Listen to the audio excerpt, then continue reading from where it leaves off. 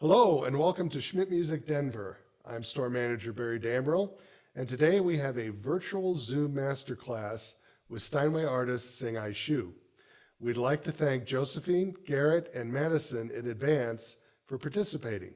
They will each play a piece for you, and then Hsing-ay will work with them to make their performances even better. The piano will be sanitized between each performance, although you won't see that. And before we start, I will turn the class over to Hsing-ay. Thanks, Barry, and Happy New Year to everyone. All through the years of my teaching at the University of Colorado, Schmitt Music Denver has been such an important educational partner. And for the past few years, we found January to be a really great time for pianists to focus their goals for the upcoming new year. Now, when I moved to New York this past summer, I had been planning to be back in Colorado often for family and friends, but now I am following safety protocol and avoiding airports, and therefore I am excited to be here with you from my Mvmt studio in New York City. In music education, we've made really amazing advances with Zoom this year during the pandemic, and I started an online listening group when COVID first started, and I'm about to present my first online 6-week intensive with Schmitt Music as a promotional partner. The audio quality of Zoom has really improved a lot, but there is still a huge difference between the average laptop computer shooting on a home piano versus Steve Waldeck, our wonderful tech guru producer. Hey, Steve. And a fabulous Steinway concert grand in the recital hall. The other thing about our new format is that you can share this video with friends and family around the world, and please leave an encouraging comment for our young artists today. So, enjoy our first virtual masterclass at Schmitt Music, the first of many, I'm sure. Take it away for us, Josephine, Garrett, and Madison.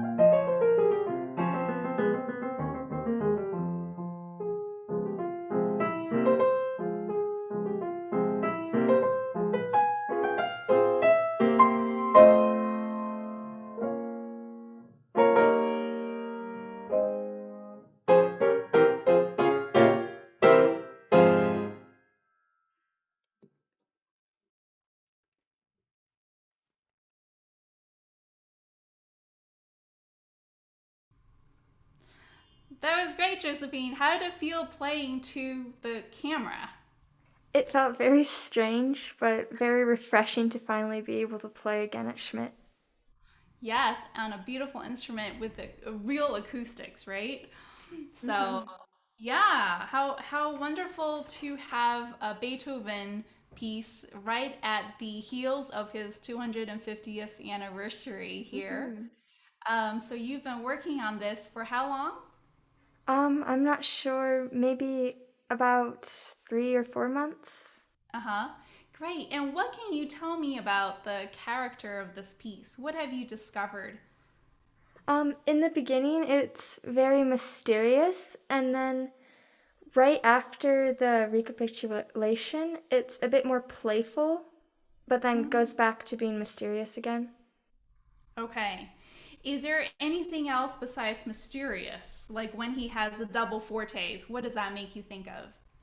It's very intense and very sudden as well. The subito fortes are quite unexpected, and that makes Beethoven very interesting.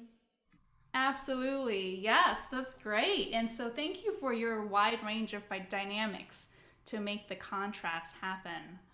I wanted to explore a little bit with you about the pulse. The meter of this piece is written in cut time, so we're counting half notes here. When you're playing, are you thinking about the half notes? A lot of the time I'm actually thinking about the eighth notes because there's a lot of faster sections in here. Okay. So you're counting one and two and three and four and? Yeah. Okay. That's a lot of counting, right? Yeah. Can you show us what that feels like with that method of counting in the very first bar and count out loud for us? One and two and three and four and one and two and three and four and. Okay. Was that the same tempo as you played before? It was a bit slower, Yeah. um, easier to count fast in your head than out loud. Absolutely. Okay. So now go ahead and count internally, but go ahead and play it counting the way you want. Okay.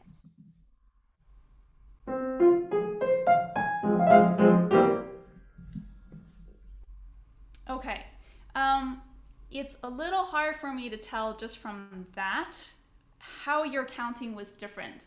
But I can tell you, in terms of what I experienced as your audience, that this time was a little bit more intentional, the timing of it. However, it still was a little bit rushed at the end of the measure. And what I often felt was that the end of the measure was so excited to get on to the next downbeat that we didn't get the full time, the full timing.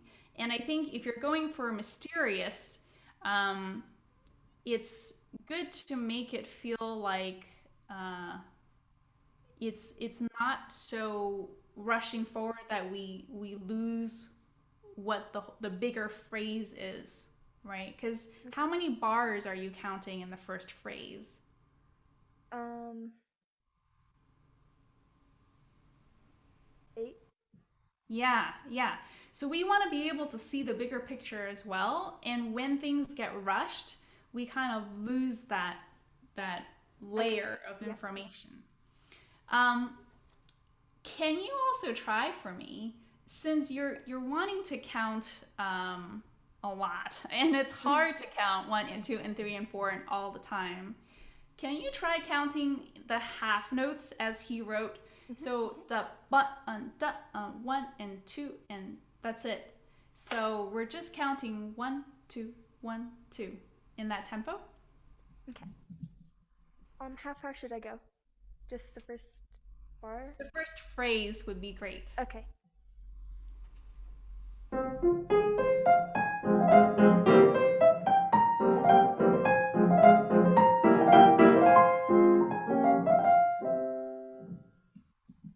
Okay. Did you feel like there was more control in Yes. your timing? Yeah. I thought it was fantastic.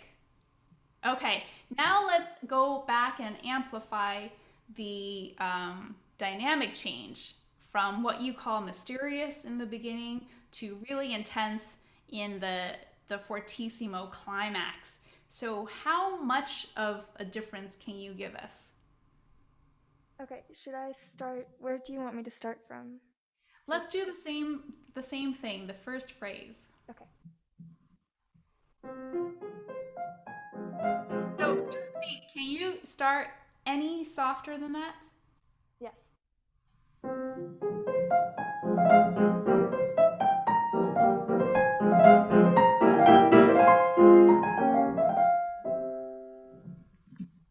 Okay, so the dynamic of the piano was much more mysterious this time. Okay. I think that you can go a lot bigger on that double forte, especially on the top note. I think you can get a lot more firm fingertip on your fifth finger and really make us pay Okay. attention. Yeah. The other thing is, let's not lose that beautiful timing that you had before. So let's not rush it and keep it controlled. Okay.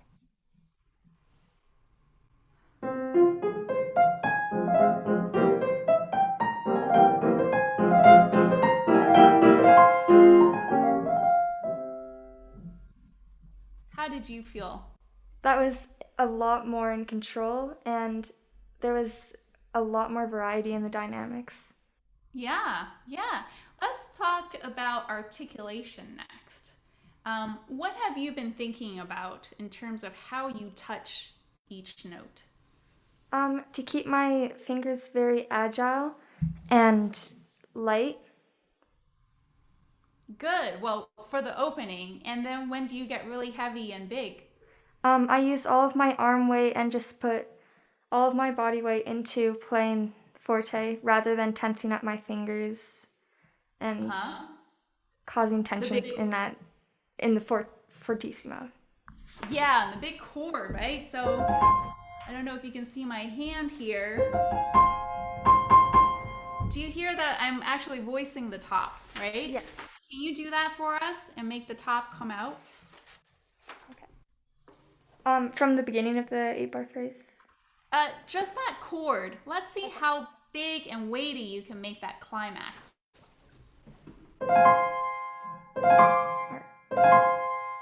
Uh-huh. Can you take a breath with me?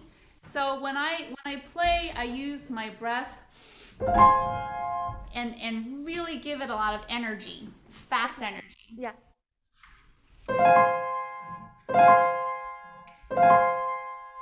Yeah. Can you crescendo through the four notes so you go to the top? Okay.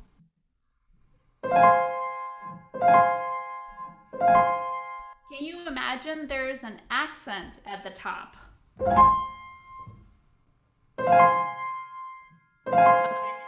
And can you roll the chord faster? Okay. So, rest your hand for a second. I don't want to get you tired out by doing the same thing over and over. But what I'm trying to go for is a speed of attack on your pinky that anytime we add speed to a sound, it becomes much more intense, right? Yeah. So it's not that I want you to don't jam your hand, but I want it to be pow, like really quick, brum. So the idea of crescendoing through is that it gives you the punch on the fifth finger, and it's about how quickly can you touch the key and come out again. Okay. Should I do that again? Yeah, does your hand feel good and relaxed? Mm-hmm. Okay. Good. Okay, that's enough. Relax. Now, you also have the pedal going, right? So that No. should help. I No? actually don't have the pedal going there. Okay, let's try pedal, because what the pedal does is it helps the sound to release a little more, and it just gives you a little bit more volume. Okay.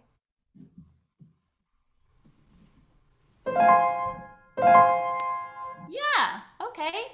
So that felt to me like it was more of a vertical sound. Before it was kind of this kind of a delicate sound, right? In the mysterious beginning. But then we get to the climax and it's like, it's like you come to a bridge and it's, it's held up. It's a very secure bridge. Okay, so let's do this. I want to see if you can show us the very opening 2 notes, how soft that can be. And by the way, when we were working on this earlier, you were starting to sometimes make the first note as short as the second note, which I think is what he meant to do. Okay. When you were performing it for us, do you remember how you played it? Yeah, right. Was that intentional? There's not a staccato on the first note in my music, at least. Right, in this version that you have, the Henley version, right? Yeah.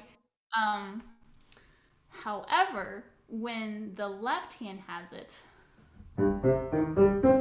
it's marked with a staccato, right? And so I don't know how you would argue it, because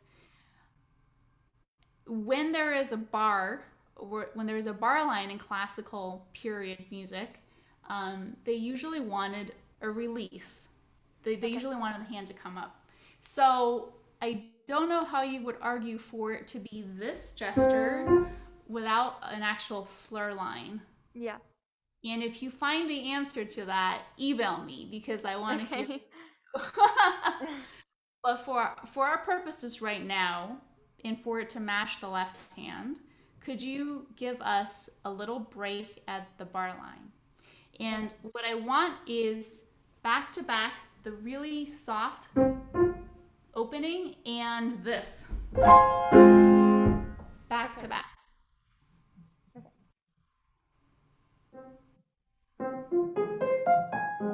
Yeah, that's enough. Okay, that's enough. Now the fortissimo. Okay.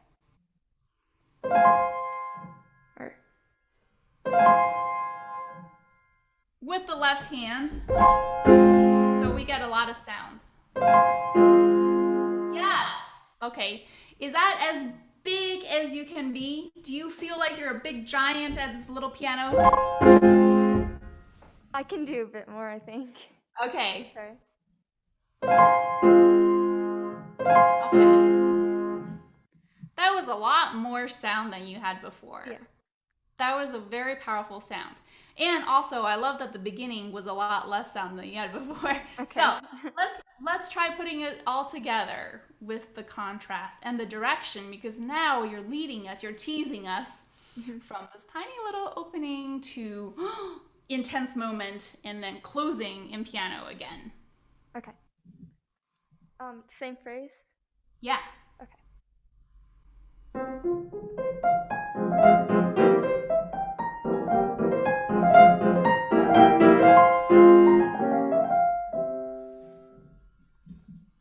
Okay, how did that feel? It felt a lot different than I would have been practicing, and I liked it.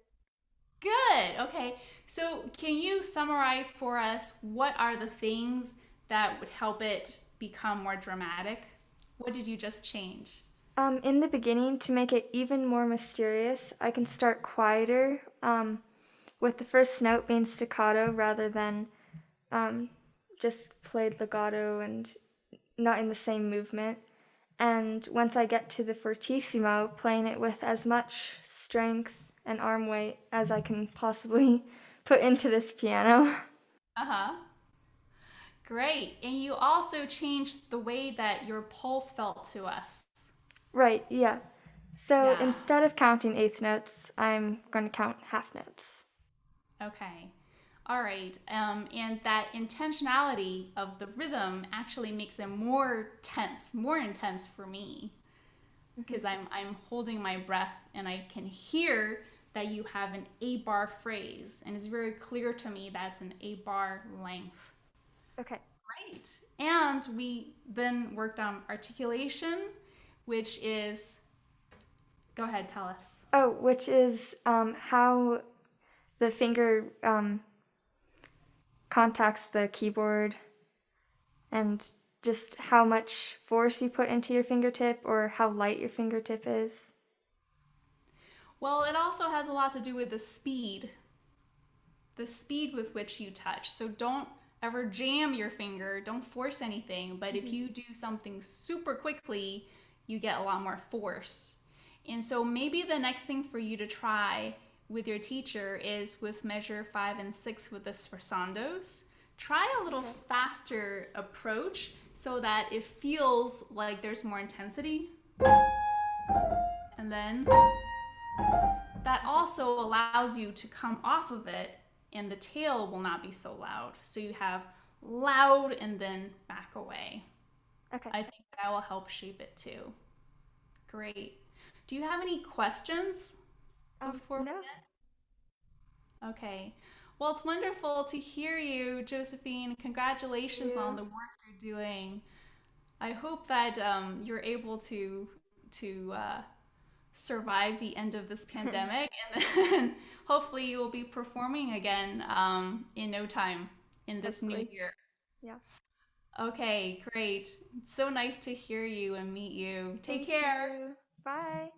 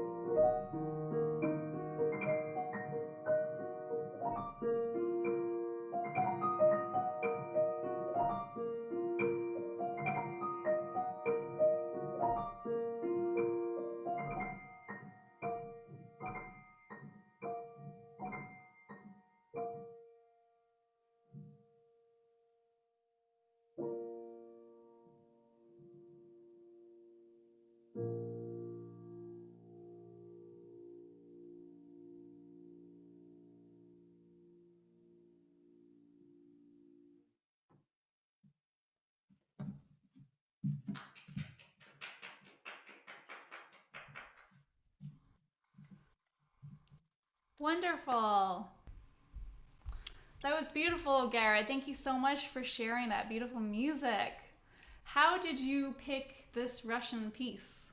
So when I was younger, when I was really getting into piano and really starting to love it as much as I do now, I just started watching random pieces on YouTube because I was like, hey, I'm going to find a piece that I want to play someday. And I actually found the Evgeny Kissin recording of this, which is by far the best one I could find. And he's just a magnificent pianist. And so I listened to that, and I was in a trance.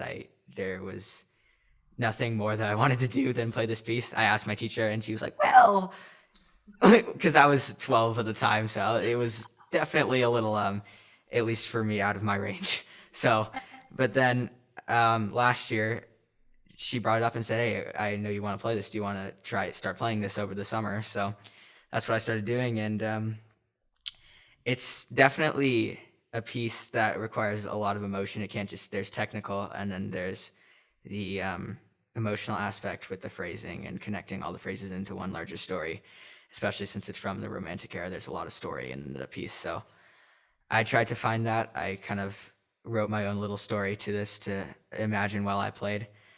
And yeah, that's how I really wanted it to be pointed and bring across the point of kind of the mournful anger, but also peacefulness.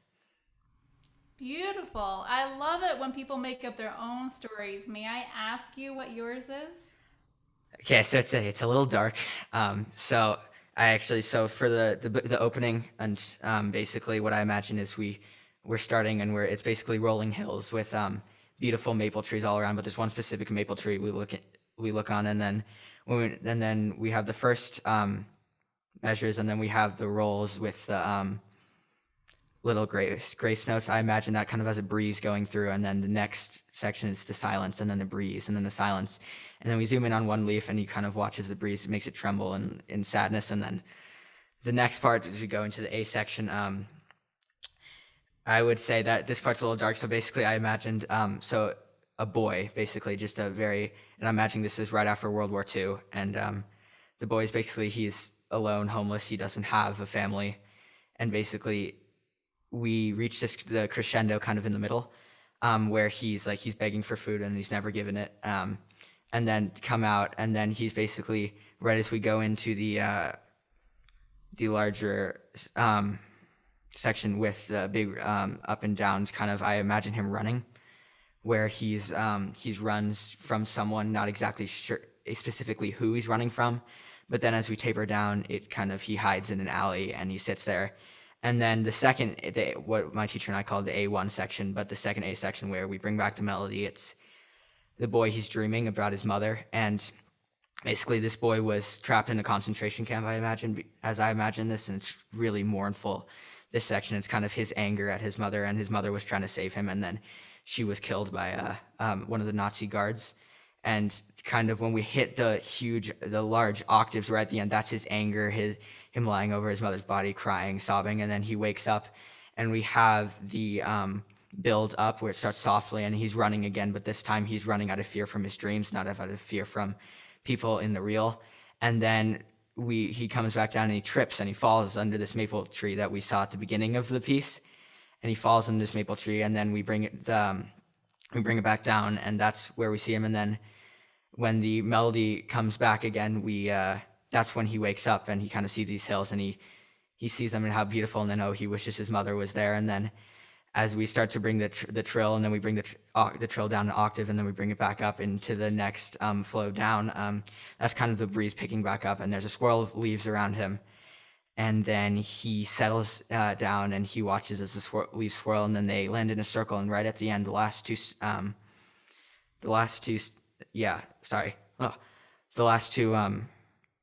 part of the music, the ending, he kind of is lying there and watching one leaf just settle on his forehead, and then unfortunately right at the end we hit and he passes away and he kind of goes back to his mother. Wow. That is wonderful to hear you be so specific about the images you're trying to communicate. And it came through that you were definitely feeling very deep things going on as you were performing it. So I thank you very much for taking the time to do that and make your own story so specific and so personal. And it gives us some themes to really focus in on. Some of the things that I heard you talk about is this there's a lack of resources for this boy. Mm-hmm. There's the absence of his mother. There is this breeze going on, so I feel an absence of warmth. Is that right? Are Yep. you kind of in cooler weather? A lack of. And so I think the challenge here, what's exciting for us to pursue in communicating that in a soundscape, is to do a lack of rich textures in the piano sections, mm-hmm. in voicing, how we voice, maybe a lack of texture sometimes, maybe a lack of dynamics. How do we get the swirling leaves, as you call it, to be like almost ghostly, so they're invisible? Maybe there's a lack of clarity in those scenes. Maybe there's a lack of lighting. But it's so fascinating to hear you talk about your commitment to this story that you're telling. So let's go to the very beginning. There is a lot of rubato opportunities, and you do a wonderful job of taking time. I'm going to ask you if you can also give us a lack of time sometimes to push something, so that a rest is not its full length, but it feels like we are compressed, that we are missing the luxury of having full, eighth note rests. For example, you have, let's go to the second line. We'll skip the first line. It was beautiful. First line, you introduce everything. The second line, when you have all these leaves you're talking about on the trees, it's the left hand, right hand, left hand, right hand, left hand, right hand, and you vary the timing a little bit. But I would urge you to be more free, because after you've set the pulse up the first time, The second time, you can play around because we already know what the pulse is, right? What if your right hand comes in earlier than we anticipate sometimes? Maybe the third time, maybe the very end, because you know you're going to be taking time, right? So, where is this? You know you're going to be taking time at the end of it. So, what if you rush this left, right, so it doesn't feel like it's metered? It feels like, okay, like as a gesture. So let's go to, let's see, what is this, measure 5? Give us this phrase and then see if you can cheat a little bit so we feel like it's pushing forward. And should I just play, so just the second line? Yeah, the second phrase.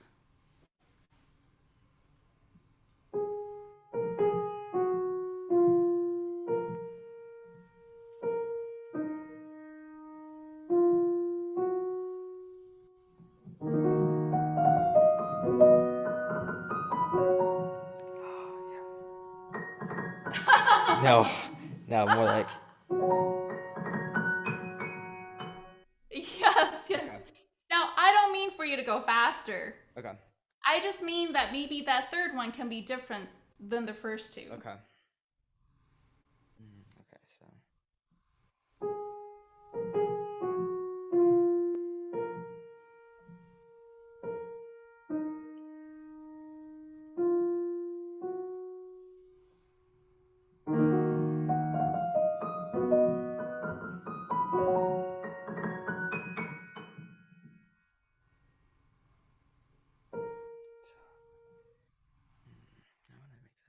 What did you feel?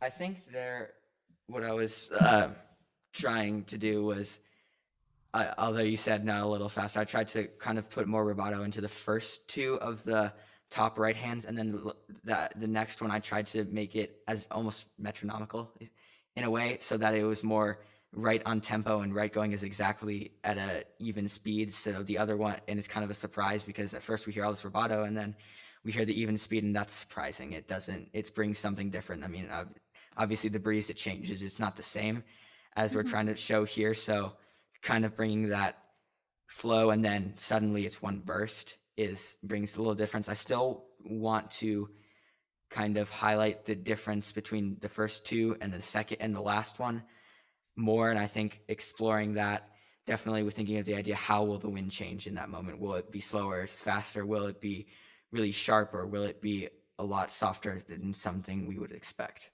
Right, right. Have you ever recorded yourself? I have. Okay. I think that oftentimes what helps me find the right degree of rubato is to overdo it first. And once I can overdo something, then I know that's too much and I back off just a hair and it's the exact right amount. So I want to encourage you to overdo that, what you're describing. But also try the third time, just for my sake. Humor me and try going a little sooner than you think with the right hand. Okay. So the first two times, take more time than you think is appropriate. And the third time, go into the right hand, start a little earlier, and see what happens.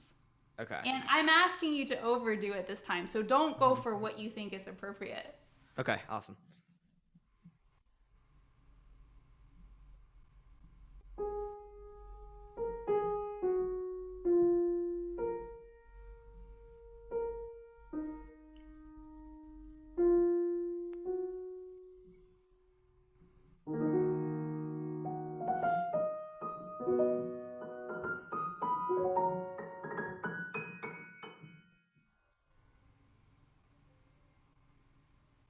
How did that feel?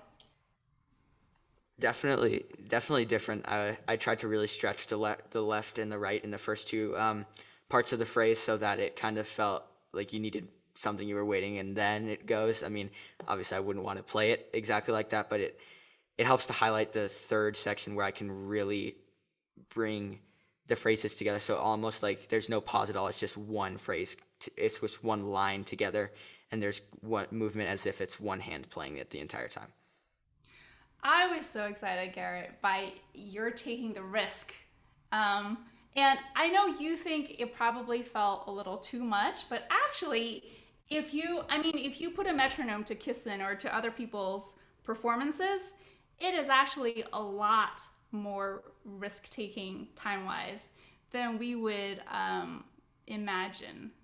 Because when you're on a big stage and when you have distance between you and the audience, it has to be magnified a little bit for people to see, right? It's kind of like when the architects built Roman columns, and the side ones were a little closer and the middle ones were a little further, because that's how our vision works, and it looks like it's symmetrical, right?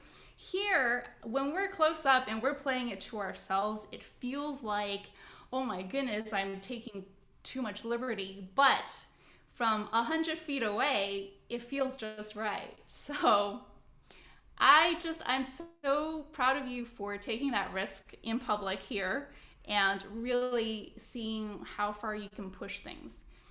At every piano, in every room, at every situation, it will feel different. And so that's why we're always constantly adjusting to the moment and going with what sounds good for that particular situation. But ooh, that was so exciting to hear you play that way. So thanks for trying it out. Thank you for pushing me to do that. Oh, I love to push people. Okay, let's talk a little bit more about harmonic colors. So the bass line, I hear very clearly in your section of the theme, what you call the A section, and you give us all the notes, right? But I wonder if we can show a little bit of what are the tension notes harmonically. And then what are the notes that are resolution that are a little bit lacking in fortitude, like have a little bit more of this dragging feeling, this resolution. So every time you have the A natural, do you know why the A natural is so special in this key? A natural. Well, because we're in B flat. So, my guess is that would be the sorry, it's the seventh raised. So it's basically it's the harmonic. If you're playing the harmonic scale in B flat minor, then that's what you would play. You would play. Right. So it gives a sense of tension. Right. It's also called the leading tone. It leads us back to the tonic, right? And that's where the tension is. So when a composer uses that leading tone, we want to bring it out. So when you are playing this fourth measure here, feel that tension in the dominant chord, and then you resolve.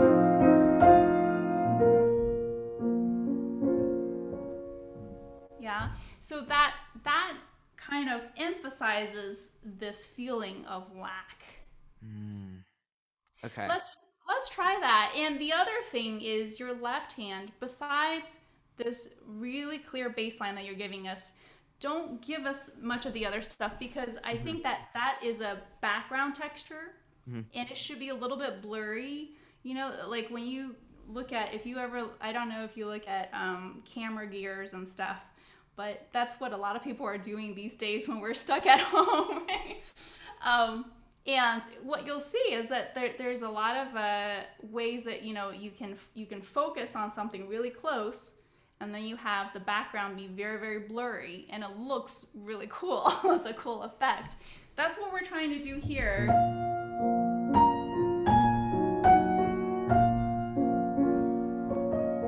So the left hand is that blurriness, and see if you can kind of make that as blurry as possible for us.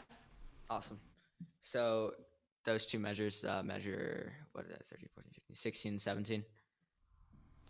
Well, why don't you start at the beginning of the theme? Awesome.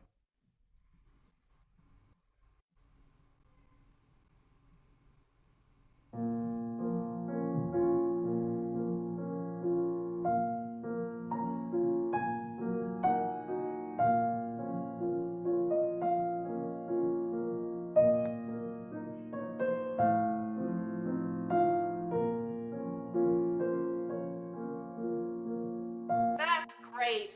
That's great. What a difference. Did you feel that? Yeah, that felt a lot better. It kind of, there's the top voice and then the bottom voice, and then the middle is blurred, and then you hit the tension. It's a little rubato on the A natural, and then you have the resolution on the B flat. Yes. That was very juicy. And then there's this real feeling of, oh, it's not so rich. This feeling of absence.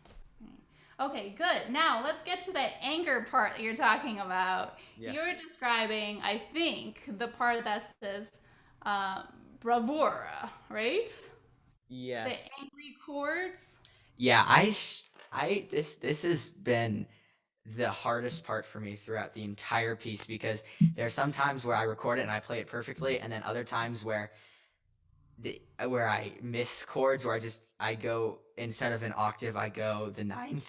So that's been a struggle. But I think what I've actually been looking at here is the key is you hit the beginning of the theme with the F octaves, but then the B flat actually I think is key, because that is our tonic. So if we hit that tonic and we really bring out that tonic, that brings a lot of power, because we have a tonal center, and it brings strength. And that's the one I didn't hit here today, and that was a little frustrating, but that's what I was focusing on, at least in practice. That's what I've been focusing on. Can you play the first chord for us? So, sorry, throughout just the first measure, or just the F chord? Just what's the chord? What is that chord? Oh.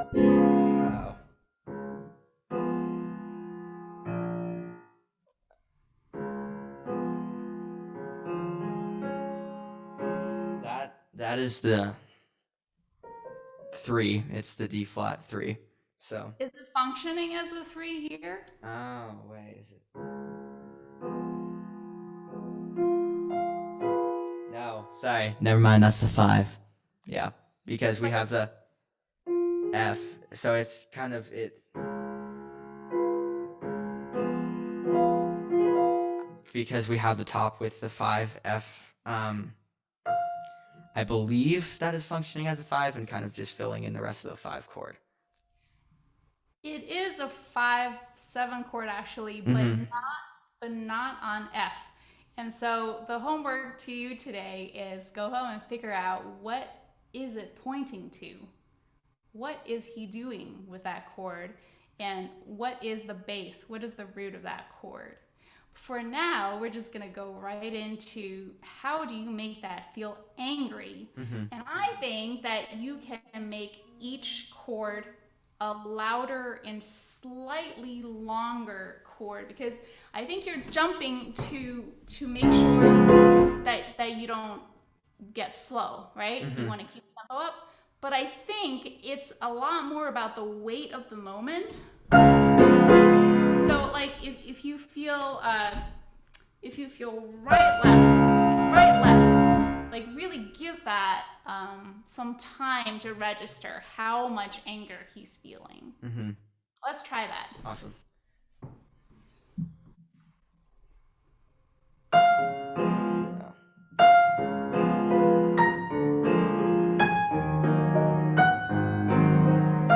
Good. Okay. But all the little notes here really do matter. So we've been talking about how to get a lack in the previous sections, but this is more about maximizing. So in the right hand, I think that the top should always be louder, so it's brighter and heavier. So top. Do you hear what I'm doing? So top. So, okay, high at the top of the chords. Awesome. Every single chord.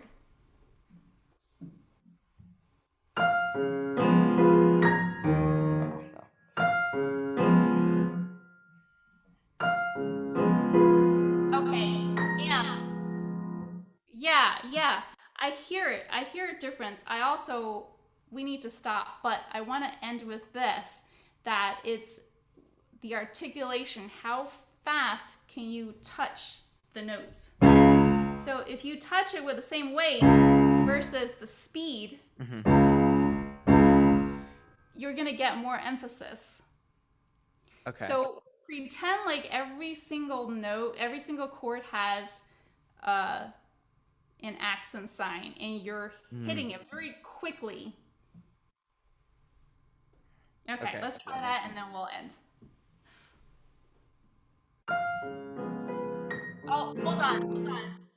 No, a lot more sharper and louder.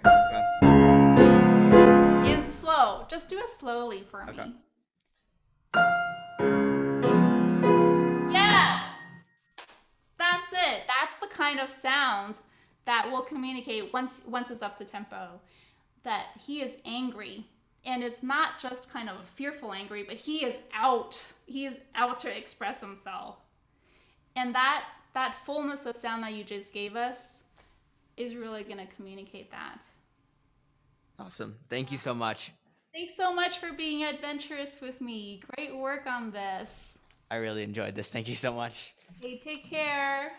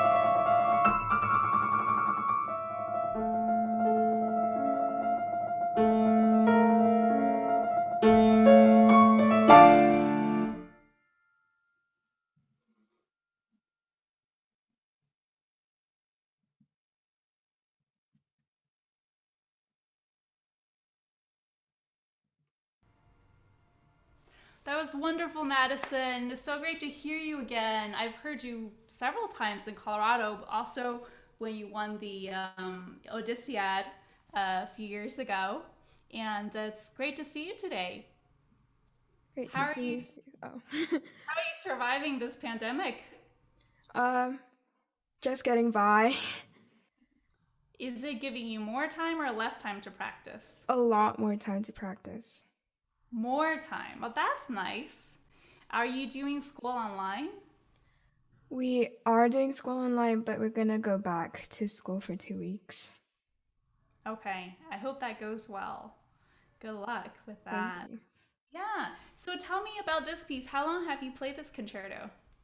I first picked this up a while back, but I stopped playing it and then I started playing it again like about 3-4 months ago. So Great. Okay. And how would you describe the character of this music?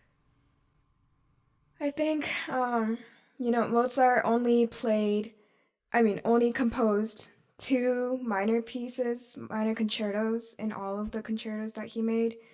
So I wanted to express the dark side of his music because a lot of people think he's just bright, enjoyable playing. But so, yeah, I thought it was just unique. Yes, it's a great work. Such a great work. And thank you for being so well prepared and showing us a lot of the contrast in the music. I can tell that you really enjoy playing it. I think that it might be fun for us to talk about some of the longer lines. In classical music, it's we think of it as more phrase plus phrase plus phrase, and then in romantic music, there are much longer lines, and the sweep kind of takes the emotional energy up a level. And so the romantics really loved this piece because it had more of this romantic quality, and I think really a lot of opportunity for us to show long lines. So we can try to maybe experiment with some of that. Sounds good. Also, the dissonance. So with this crazy music, there's a lot of dissonance, diminished chords, things that feel like he's suffering or he's conflicted about something. And so I think that the way for us to show it to an audience is to really amplify the dissonant notes. And so maybe we can go a little further with that and really define which notes we can bring to the foreground a little bit more. Okay, and was there anything that you were working with or wanted to talk about? I think more just working on digging into the notes and into the piano to make every note heard. Mm-hmm. I'm think working you're on doing that. great. Yeah. Thank you. Well, I think you're doing great with that. Thank you. Good. Okay. Well, let's take a look at the very opening. Such a gorgeous opening, and your right hand is doing a very beautiful job of making it lyrical. What's interesting about this is, this alternating call and response with the left hand. And the left hand, I feel, is just as beautiful. So I wonder if the line in the left hand can be just as expressive. So right now, what I'm hearing is a little bit of the downbeat. I hear the pulse. And I wonder if you can make it less of a pulse and more of a melodic line. Can we try that? Yeah.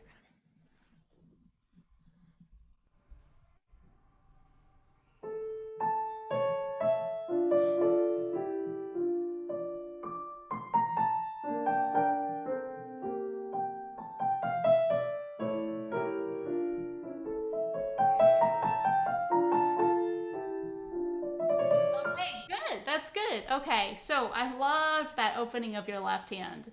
Now the first phrase ends here, and then the second. So this is a larger interval. It's more expressive and it's higher. So maybe give us a little more juice there so we really hear that he's reaching for something. And then the third one, not so much. Now, what's so special about that C sharp?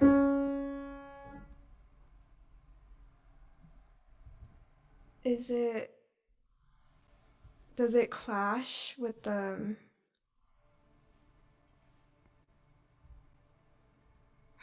I'm not quite sure. Is it a landing note? It's not a landing note, it's a leading tone. It leads to the resolution.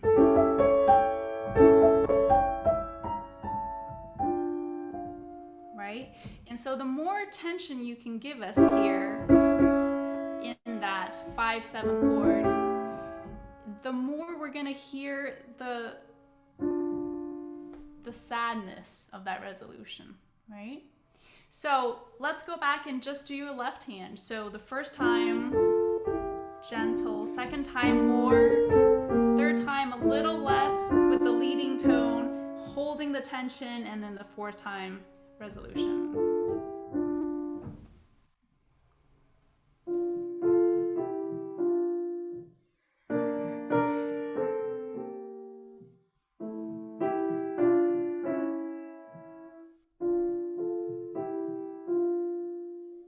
Lovely. That was lovely. Now, because we are talking about longer lines here, right? And this is an 8-bar phrase. I wouldn't go down so much on the second one because this is quiet and it's still the fourth chord, right? So maybe don't come down so much because where's the pitch? It's here. The third time, that's the peak, right? So if you come down too much the second time, we don't have that momentum that carries us through the 8-bar phrase. Does that make sense? Yes. So let's put it all together. Let's do both your hands and think about the hypermeasures. Do you think you can count out loud for us? So say 1 for the first measure, 1, 2, 3, 4. Can you count that out loud? Yes. 1, 2, 3, 4, 5, 6, 7, 8. Yeah, that's great. Have you ever done that before? No. Okay, did it feel weird? Yes. Did it help you know exactly where in the phrase you were? Yes. Yeah, that's why it's so useful. It's so useful to make yourself say it because then your brain registers it when you're physically saying it. Now, there's another note in here that is so gorgeous is this. That B flat, not only is it on the syncopated beat, it's not on the first beat, right? It's a third quarter. So timing wise, it has a little more attention, but also in terms of the dissonance, it's looking for resolution, right? So it has more tension. And then on top of that, it's a long note. It lasts for over 2 beats, right? So for those 3 reasons, I think it's really important for us to make that felt. Yeah, let's give that a try. From the beginning? Well, you can start from here.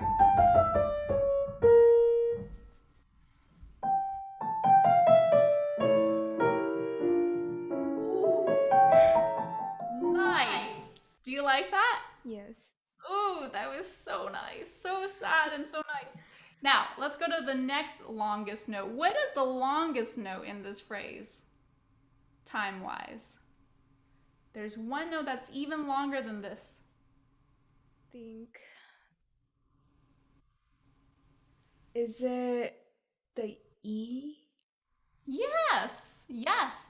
And so when you were playing, I think you wanted to show us that it comes from off of the F, right?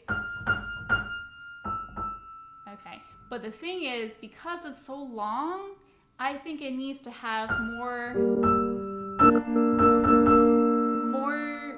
presence so that it's not dead by the time that we pick up the line. Again, the longer the line, the more romantic and the more the phrase is felt. So let's try that from.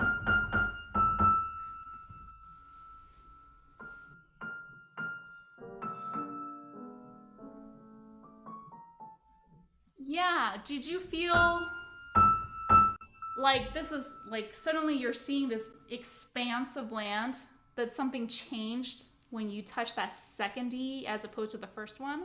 Yes. Okay. All right, that's what you're going for. Yeah. Good. All right. Let's jump ahead and maybe tackle the let's tackle this spot in the cadenza. Great job with the cadenza. We're skipping forward to page 60 at the bottom. You know, there are moments in music, classical music, where this is Beethoven's cadenza that you're playing, and Beethoven loved to kind of stay on a chord and just stay there and stay there and stay there. So you got this beautiful dissonant, like out of nowhere chord, and then he's going on forever, right? Yeah. So I felt a little bit of the awkwardness of how long this thing is, and I was curious if we might try something with the timing. So if we did, like, give it a second to register, oh my goodness, what chord is it? Why are we in B major? What does that have to do with anything, right? So let's try, and then move forward so that we're just kind of gliding, like, do you ice skate? I used to. Used to? I don't know how. I just fall when I go ice skating. But the idea, I see other people do it, is that they just glide, right? So glide past the downbeats. Don't make us feel the pulse. You're just gliding. And then you're out of eyesight. Okay, let's try that. Maybe from that previous chord.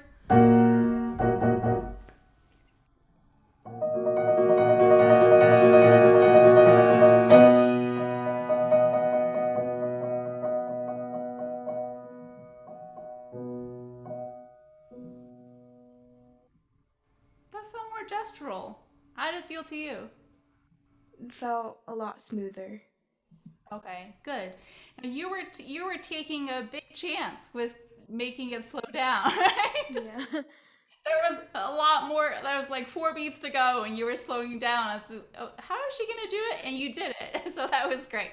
But that's probably the maximum amount that you could do without the phrase dying. So, well, good. And of course, it's gonna feel different every time you play in a different place on a different piano. But also, after having played the entire movement, when you come to this spot, you're gonna feel it differently. So next time you're running through it, just kind of keep an ear out for what might feel right gesturally after having played everything before that.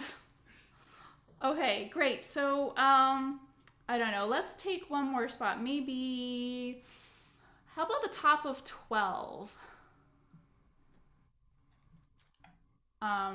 This is a rendering of our opening piano theme, but in a different key. In the N, let's see. Right?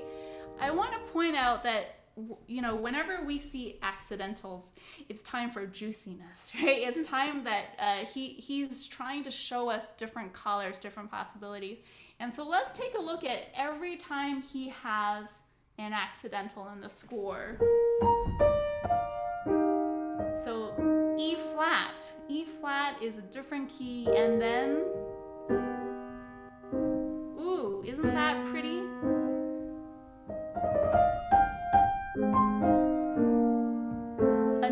natural sign, and then another natural sign.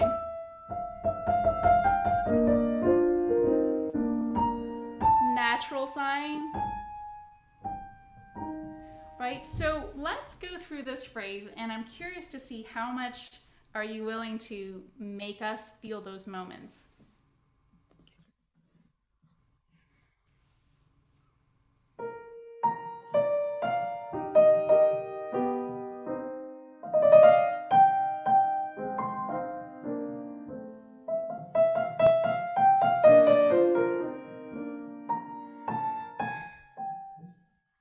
Beautiful. That was so beautiful.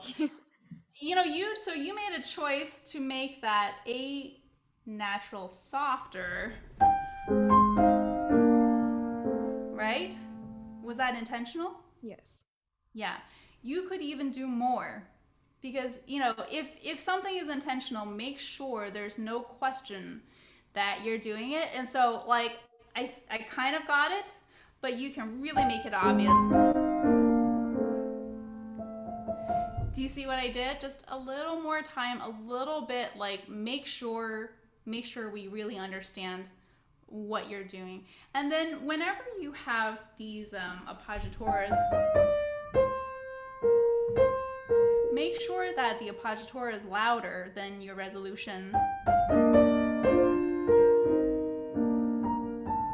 because that's where the tension and the juice is, right? Yeah. Okay, so yeah, we should end, but let me just hear this one more time. It's so nice.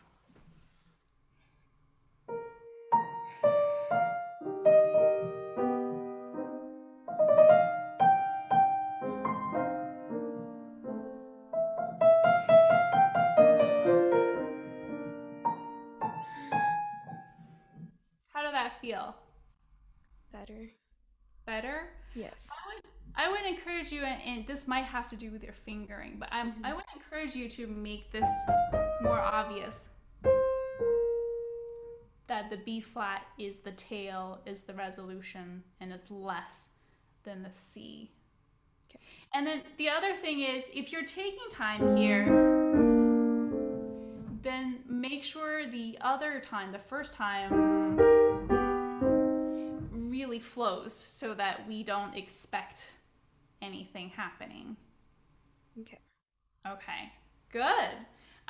Do you have any ending thoughts? Can you recap for us the two main themes that we experimented on?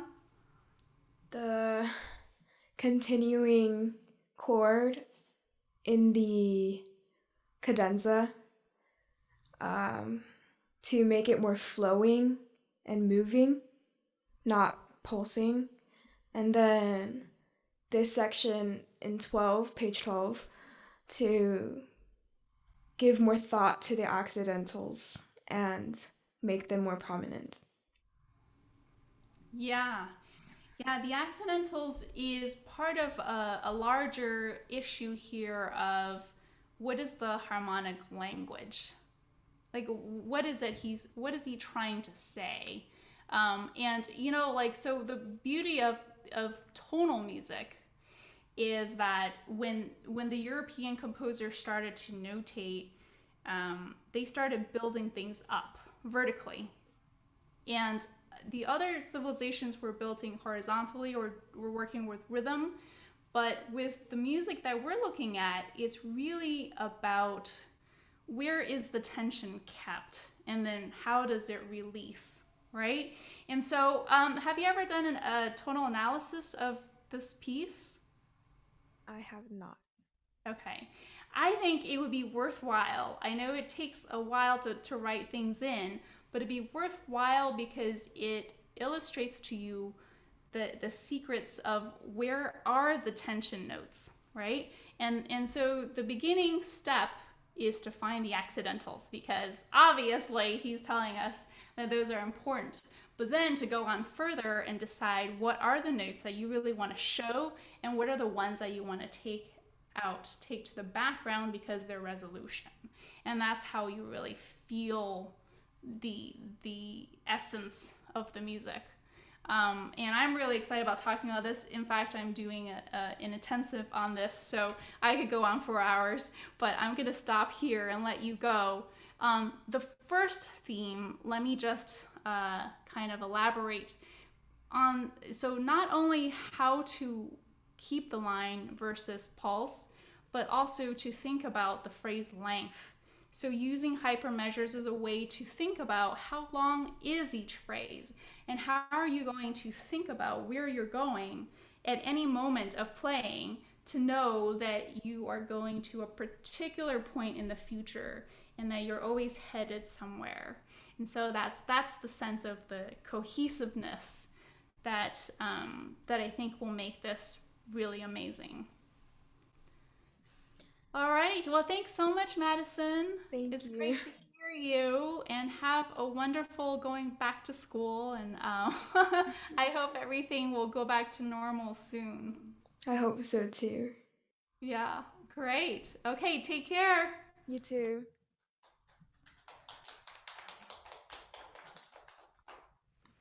Well, thank you everyone for a great masterclass today. Thank you to Hsing-ay for all of her insightful, constructive comments to the students. And especially thank you to Josephine, Garrett, and Madison. It was a thrill to hear live piano music by such accomplished students today. So we're hoping all of the pandemic goes away very soon so we can start doing these live. But in the meantime, if we need to, we will do some more Zoom masterclasses. Again, thank you everyone for attending, and it was a wonderful afternoon. I'd love to tell you all about the Tonal Analysis Intensive coming up. And thank you, Schmitt Music, for being my promotional partner in this.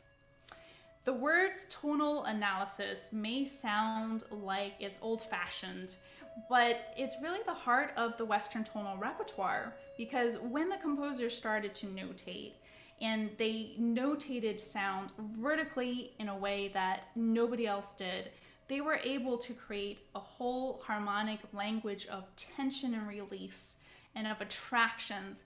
And the classical music makes the best artistic sense when we can understand how to perform that according to the harmonic grammar of the musical language and speak it fluently.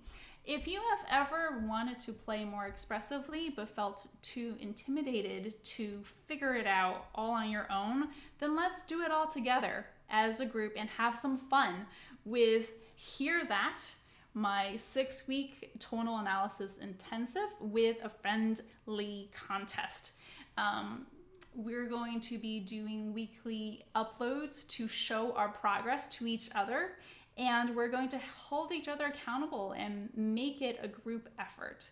And there's going to be a grand prize, so check it out if you are a lifelong learner or a music teacher. It's for performers of all instruments ages 14 and up, and it's happening this March 17th through April 27th. Full details at hsingayshu.com. Thank you.